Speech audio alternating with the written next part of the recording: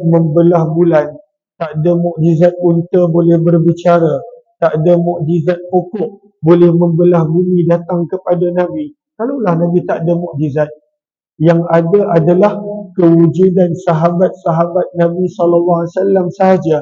Lakafauhu li isbati nubuwati, itu dah cukup menunjukkan Nabi adalah seorang Rasul. Bagaimana Nabi boleh mengubah 200,000 orang sahabat? Kata Imam Ibn Hajar, jumlah para sahabat adalah 200,000 orang.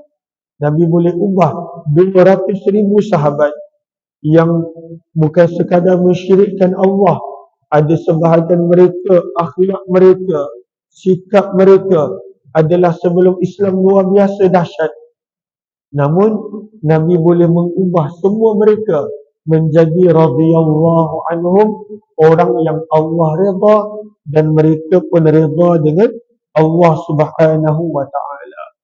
Maka inilah kita nak belajar daripada kitab Syekh Abdul Fattah Abu Ghuddah, bagaimanakah nak mempelajari daripada akhlak Nabi sallallahu alaihi wasallam. Maka kata Syekh Abdul Fattah Abu Ghuddah, antara perkara yang Nabi sallallahu alaihi wasallam buat, maka Nabi menekankan tentang ilmu. Itu benda pertama. Nabi menekankan tentang ilmu. Sebab itu wahyu yang pertama turun adalah wahyu Iqra, bacalah. Maka wahyu yang pertama menekankan tentang ilmu. Maka walaupun Nabi SAW sendiri adalah ummi, Nabi adalah ummi, tak boleh membaca menulis, tetapi Nabi adalah ummi kerana Allah tak nak orang-orang masyarakat Arab menuduh Nabi SAW mengambil, meniru, copy paste daripada kitab-kitab yang terdahulu. Maka sebab itu Nabi ummi. Maka Nabi SAW tak boleh dituduh mengambil daripada kitab-kitab yang terdahulu, sebab Nabi tak boleh membaca, tak boleh menulis. Tetapi Nabi SAW berjaya melahirkan para sahabat yang sangat-sangat yang sangat-sangat baginda titik beratkan tentang pengajian, dan juga Nabi membasmi buta huruf di kalangan para sahabat. Dalam kisah perang Badar, bukan dalam perang Badar. Dalam perang Badar umat Islam menang dengan begitu dahsyat dalam perang Badar. Begitu juga dalam perang yang pertama. Maka ketika itu umat Islam berjaya tawan lebih kurang 70 lebih orang-orang Quraisy. Maka mana yang mampu membayar tebusan, Nabi ambil tebusan. Tetapi mana yang tak mampu membayar tebusan, maka Nabi minta mereka untuk mengajar 10 orang membaca dan menulis.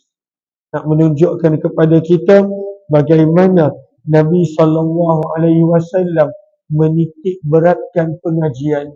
Nabi menitik beratkan ilmu.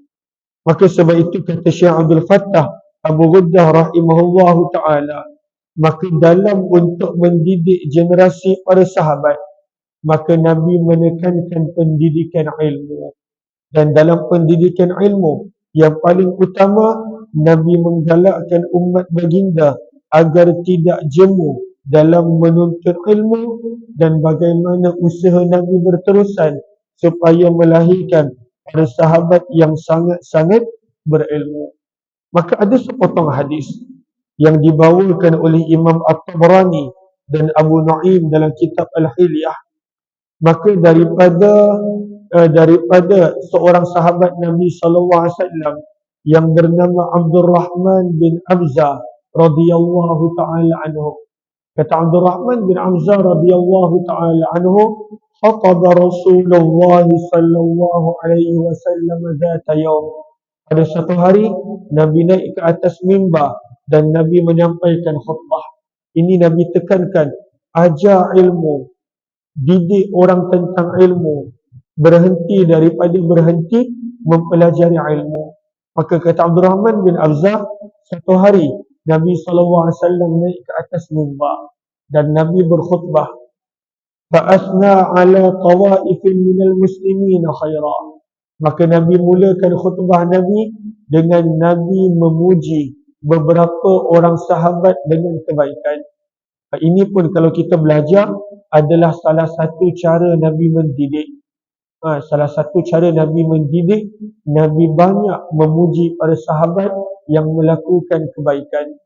Memuji. Cuma Nabi melarang daripada memuji berlebihan. Tapi Nabi SAW puji. Sahabat ni kalaulah buat baik dan Nabi nak sahabat yang lain ikut, maka Nabi akan puji. Sebab setiap manusia dia akan gembira dengan pujian. Cuma yang dilarang dalam Islam adalah pujian yang tidak berasas, pujian yang berlebihan, pujian yang boleh membinasakan. Tapi daripada hadis ini kata para ulama, kita belajar antara cara mendidik Nabi SAW bagaimana Nabi SAW memuji orang yang layak dipuji. Maka Nabi SAW puji beberapa golongan sahabat dengan kebaikan. Kemudian barulah Nabi menyampaikan mesej baginda. Sabda baginda Nabi SAW, "Ma balu aqwam." Apakah masalah beberapa golongan daripada umatku? Ma balu aqwam. Apakah masalah? Mengapa ada beberapa kaum? Di sini pengajaran yang kedua daripada akhlak Nabi. Kata para ulama, Nabi kalaulah nak menegur, Nabi tidak pernah menggunakan nama. Nabi tak pernah gunakan nama. Nabi tak pernah sebut secara terbuka apa masalah orang ni, apa masalah nama fulan bin fulan, apa masalah orang yang bernama sekian dan sekian. Nabi SAW tidak pernah menyebut nama. Adapun yang ada dalam Al-Quran, nama seperti Abu Lahab, ataupun Fir'aun, ataupun Qarun, ataupun Haman, maka itu kata para ulama adalah golongan-golongan yang telah pasti kekufuran dan telah pasti kebinasaan mereka. Tapi kalaulah orang tu bertaubat, Al-Quran tak sebut nama. Sebagai contoh, ada seorang wanita yang telah menggoda Nabi Yusuf. Bila Nabi Yusuf tidak mahu menurut kemahuan dia campakkan Nabi Yusuf ke dalam penjara. Dan Nabi Yusuf meringkuk lama dalam penjara, berpuluh tahun. Tapi Al-Quran tak sebutkan pun nama dia. Al-Quran hanya panggilnya dengan gelaran Imra'atul Aziz. Maka isteri kepada menteri, Imra'atul Aziz. Isteri kepada seorang golongan bangsawan. Maka Al-Quran tidak sebut nama. Maka Nabi SAW pun, kalaulah Nabi SAW nak menegur sesuatu golongan, lagi-lagi di depan khalayak ramai, maka Nabi hanya sebut, "Ma balu aqwam." Apakah masalah kaum tersebut? Apakah masalah satu golongan tersebut? Maka ini adalah cara Nabi. Maka sebab itu kurang tepat kalaulah seseorang dengan alasan nak menegur, maka dalam ceramah kuliah disebut nama.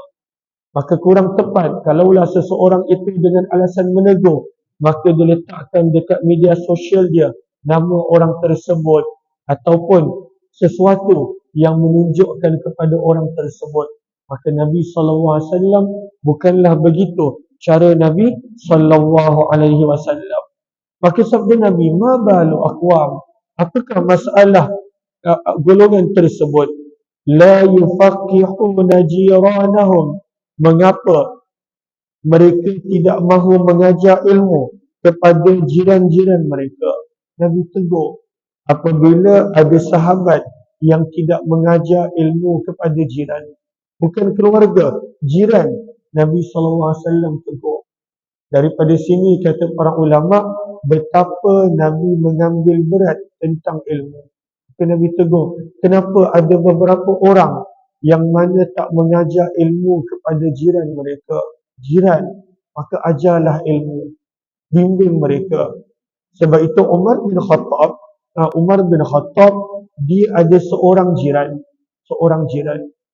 Maka dia dengan jiran dia bergilir belajar dengan Nabi. Kalau kita baca dalam hadis, maka Umar bin Khattab dia ada jiran. Sebab mereka ni ada kerja, ada perniagaan, maka tak boleh sentiasa dengan Nabi SAW. Maka Umar bin Khattab ada jiran. Maka ada sehari yang jiran dia akan duduk dengan Nabi. Sebab wahyu turun tak menentu waktu, terutamanya Al-Quran. Maka jiran dia akan duduk dengan Nabi, dan bila jiran dia balik, jiran dia ajar kepada Umar bin Khattab apa yang Nabi SAW sampaikan. Dan bila tiba giliran Umar bin Khattab pula belajar dengan Nabi, duduk dengan Nabi, dengar daripada Nabi, dan bila dia balik, maka dia akan ajar kepada jiran dia. Itulah sebenarnya keadaan para sahabat radhiyallahu anhum. Maka dalam hadis ini kata para ulama, Nabi begitu menekankan tentang pendidikan. Sebab kata Syekh Abdul Fattah Abu Ghuddah, pendidikan adalah permulaan kepada akhlak. Permulaan. Tetapi kata Imam Ghazali rahimahullah, ilmu bukanlah 100% jaminan akhlak. Ilmu penting dan ianya adalah permulaan kepada akhlak. Tetapi dalam masa yang sama, ilmu juga bukanlah jaminan seseorang itu ada akhlak. Dia sebagai penolong. Sebab itu kita nampak ada orang yang ada ilmu, namun ilmunya tidak mendatangkan manfaat. Sebab itu di awal kuliah tadi, antara doa yang Nabi SAW baca setiap pagi, kata Ummu Salamah, setiap pagi Nabi baca, Nabi akan minta ilmu yang bermanfaat. Allahumma inni as'aluka ilman nafi'a. Kata Ummu Salamah, setiap pagi Nabi akan minta ilmu yang bermanfaat. Wa rizqan wasi'a, rezeki yang luas. Wa amalan mutaqabbala, amalan yang diterima. Maka pentingnya ilmu. Maka sebab itu ilmu adalah pembuka kepada akhlak. Tapi dalam masa yang sama, kalaulah ilmu itu tidak bermanfaat, maka ianya boleh menyesatkan manusia, menjauhkan manusia daripada Allah. Lagi-lagi kalau kita baca dalam kitab Minhajul Abidin, Imam Ghazali, kata Imam Ghazali, orang yang ada ilmu namun dia tidak menjaga nafsu dia, maka ilmu itu tak boleh membantu melawan nafsu. Dia ada ilmu, dia cari ilmu, tapi dalam masa yang sama dia tidak tarbiyah nafsu dia, dia tak tarbiyah, maka ilmu dia tak akan mampu melawan nafsu. Maka sebab itu pentingnya ilmu. Dan ini adalah tajuk pada hari ini. Ilmu adalah permulaan kepada akhlak. Tetapi ilmu bukanlah 100% menjadikan manusia itu berakhlak. Sebab itu kita lihat pada zaman dahulu, ada je orang berilmu, namun ilmu itu menjadikan dia semakin jauh daripada Allah. Ada je orang berilmu, namun ilmu itu menjadikan dia menyesatkan manusia. Sebagai contoh dalam Al-Quran, Allah ceritakan tentang ulama-ulama Yahudi dan Nasrani. Mereka ni ada ilmu. Bahkan ilmu dia lagi dahsyat daripada mana-mana ulama zaman sekarang. Kalaulah kita bacakan tentang ilmunya ulama Yahudi dan Nasrani zaman dulu, sehingga Al-Quran i'tiraf ilmu mereka. Al-Quran panggil mereka dengan gelaran Ya Ahlal Kitab, ya wahai ahla, orang-orang yang ahli, orang-orang yang mahir Al-Kitab, di dalam Taurat dan Injil. Ilmu mereka dahsyat. Maka Al-Quran panggil mereka gelaran wahai orang yang mahir dalam Taurat dan Injil. Macam mana mahirnya ulama-ulama Yahudi ini dalam Taurat dan Injil? Maka kata para ulama tafsir, cukup dengan kita perhatikan Allah menyebut tentang ilmu mereka dalam surah Al-Baqarah juz yang kedua, dalam surah Al-An'am juz yang ke-6, di mana mereka ini bila nampak je Rasulullah, mereka boleh kenal itu adalah Nabi walaupun tak pernah jumpa. Dahsyat ilmu mereka. Maka firman Allah dalam Al-Baqarah dan Al-An'am, allazina atainahumul kitab, orang-orang yang kami berikan kepada mereka pengetahuan ilmu kitab Taurat dan Injil, ya'rifunahu, mereka ini kenal Rasulullah, kama ya'rifuna abna'ahum, sebagaimana mereka kenal anak sendiri. Dahsyat ilmu mereka. Maksudnya mereka kalaulah jumpa Nabi, mereka boleh tahu ini Rasulullah walaupun tak pernah jumpa. Itu yang berlaku ketika mana usia Rasulullah baru 12 tahun. 12 tahun baru. Ada seorang pendeta Nasrani bernama Bahira ataupun Jarjis. Dia nampak Nabi kali pertama. Rasulullah jadi Rasul usia 40. Tapi dia nampak Nabi SAW kali pertama. Dia nampak Nabi SAW kali pertama. Maka dia tahu ini adalah Rasulullah. Usia Rasulullah baru 12 tahun. Begitu juga ulama-ulama Yahudi Nasrani Madinah, Yahudi Madinah. Kali pertama jumpa Nabi, mereka dah tahu itu adalah Rasulullah. Maka dahsyatnya pengetahuan mereka. Namun walaupun mereka ada ilmu, Al-Quran ceritakan perangai mereka, yuharrifunal kalima an mawadhi'i. Mereka ubah Taurat supaya pengikut mereka tak beriman kepada Nabi. Mereka mengkafirkan orang-orang yang dah beriman kepada Nabi. Wadda katsirun min ahlil kitab law yaruddunakum min ba'di imanikum kuffara. Orang yang dah beriman kepada Nabi, mereka nak kafirkan. Itu dahsyatnya, betapa sesatnya ulama-ulama Yahudi dan Nasrani. Sebab itu lahirnya golongan munafik di atas bimbingan ulama-ulama Yahudi dan Nasrani. Maka pengajaran dia adalah ilmu adalah permulaan kepada akhlak. Seseorang itu bila dia ada ilmu, insya-Allah akhlak dia akan bertambah baik. Sebab dia boleh membaca, boleh belajar, boleh melihat daripada orang lain. Tetapi dalam masa yang sama, ilmu bukanlah 100% jaminan manusia itu akhlak dia baik. Ada orang yang mana ada ilmu, tetapi dia bukan sekadar jauh, bahkan dia menyesatkan orang lain daripada Allah.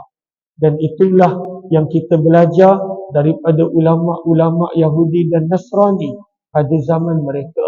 Bagaimana sesatnya mereka. Maka saya baca lagi sedikit. Maka Nabi SAW menegur, apakah masalah segolongan manusia yang tidak mahu mengajar jiran-jiran mereka, yang tidak mahu memberikan pemahaman agama kepada jiran mereka, wala yufattinunahum wala ya'murunahum, dan tidak mahu mengajak mereka kepada kebaikan dan tidak mahu mencegah mereka daripada kemungkaran. Maka hadis ini Syekh Abdul Fattah Abu Ghuddah menjadikan dalil bahawa Nabi SAW menunjukkan satu prinsip besar, pentingnya untuk kita belajar ilmu dan kita mendidik orang sekeliling kita dengan ilmu. Sangat penting. Maka sebab itu ilmu adalah permulaan kepada akhlak. Dan inilah menunjukkan kepada kita satu lagi hadis Nabi yang lain. Nabi SAW sampai menekankan talabul ilmi fariidatun ala kulli muslim. Hadis riwayat Ibnu Majah. Nabi sampai bersabda, belajar ilmu itu wajib ke atas setiap orang Islam. Dan itulah juga maksud daripada wahyu yang pertama. Wahyu yang pertama adalah Iqra, bacalah. Dan Allah sebut Iqra sebanyak 2 kali. Iqra pada ayat yang pertama. Kemudian firman Allah, Iqra bismi rabbikal ladzi khalaq, khalaqal insana min 'alaq. Datang lagi kali kedua. Iqra, bacalah, belajarlah. Wa rabbukal akram, dan Tuhanmu adalah zat yang maha mulia. Maka ilmu. Sebab itu beruntung orang-orang yang tidak berhenti belajar ilmu. Macam tuan-tuan, beruntung orang yang tak berhenti belajar ilmu. Orang yang tak berhenti belajar ilmu, ianya adalah salah satu tanda, kata para ulama, insya-Allah dia tidak ada sifat sombong. Orang yang tak berhenti belajar ilmu. Yang risau ni adalah orang macam saya, yang konon dia mengajar ilmu tetapi berhenti belajar ilmu. Maka sebab itu orang yang sentiasa belajar ilmu, insya-Allah kata para ulama, ianya adalah tanda tidak akan ada sifat sombong. Sebab orang yang sombong dia tak akan belajar ilmu. Tetapi ujian adalah orang yang berhenti belajar ilmu. Maka bila seseorang tu berhenti belajar ilmu, maka ujian untuk dia. Sebab itu mudah-mudahan Allah jadikan saya, kita, keluarga kita tak pernah berhenti mempelajari ilmu. Walaupun satu hari satu ayat. Sebab itu Nabi SAW, hadis yang terakhir, Nabi SAW menekankan, kalaulah aku belajar satu ayat, sabda Nabi, aku lebih sukai daripada ibadah sekian-sekian rakaat solat sunat. Walaupun satu ayat. Nak menunjukkan pentingnya mempelajari ilmu. Dan dalam hidup kita, setiap hari, mesti kita ada belajar. Walaupun satu ayat, walaupun satu doa, walaupun satu akhlak, walaupun satu hadis. Kerana ilmu adalah penghidup kepada hati dan jiwa kita. Ianya adalah cahaya untuk dalaman kita. Mudah-mudahan Allah kurniakan kita ilmu yang bermanfaat. Allah pelihara kita daripada ilmu yang boleh menjauhkan kita daripadanya. Dan moga-moga Allah bangkitkan kita bersama dengan Nabi SAW dan para ulama yang salihin, para ulama yang merupakan orang-orang yang benar-benar di dalam ilmu mereka. Amin, amin ya rabbal alamin. InsyaAllah kita akan sambung pada bulan depan berkenaan tentang bagaimana akhlak Nabi di dalam mendidik. Subhanakallahumma wa bihamdika nashhadu an la